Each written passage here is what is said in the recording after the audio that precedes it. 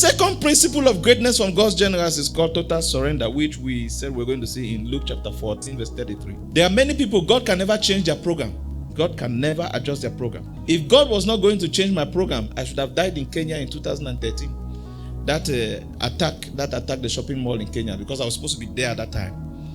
But 2 days earlier, God changed my program. Go back home. I said, I still have 4 big conferences to preach. God said, go back home. And I decided to go back home. But where I was supposed to be that day, that Saturday, in September, what like that? September 13 or so. The Al-Qaeda or whoever came and attacked that mall and killed almost everybody there. And it's a place where foreigners usually come to shop. And I was supposed to be there at that time. God changed my program. If you were people who preach for benefits, God cannot change their program. They will look at honorarium, they will look at gifts. It's really the people who had promised to take me out to spoil me in that shopping mall that day. They will look at the benefits. They had to do shopping for me, give me money. Oh, they would have looked at that. I looked at all those things, but I heard the voice of God.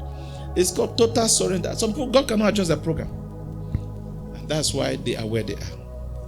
All right, so Luke 14:33. So likewise, whoever of you does not forsake all that he has cannot be my disciple. Can God call you into total surrender? Can God tell you, host me a crusade, and you will surrender? Can God tell you, give me your boat, borrow me your boat, like Jesus told Peter when Peter was not yet a believer? He saw Peter struggling.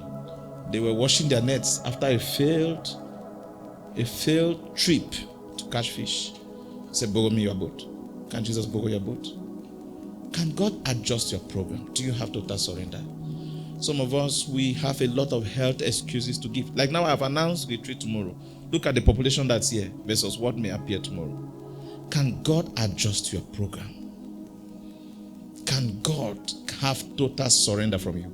You want to see the grace according to how you see people. Let me tell you, there's a difference between a suddenly and a preparation. You see great ministers of God or people who have gone far with God, they just pray like this, suddenly this happened. Suddenly this happened. Before that, suddenly a blind eye opens. Suddenly a barren woman conceives. Suddenly their own breakthrough happens. Suddenly there is a season of input, of long time of preparation under total surrender. That God can adjust your program. And God will not only adjust your program through the voices you hear, because familiar spirits can still enter through that.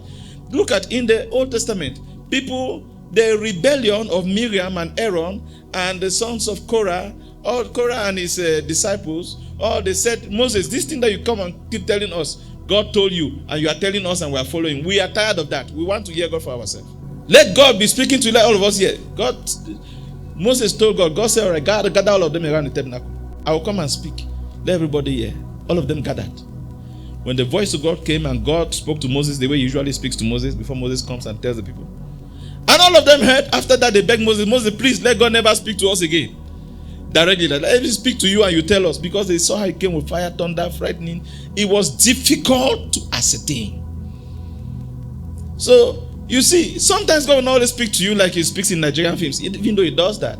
Like through dreams, visions. God will want you to pass through a vessel that he has put over you as leadership. And how much of total surrender do you have through that vessel?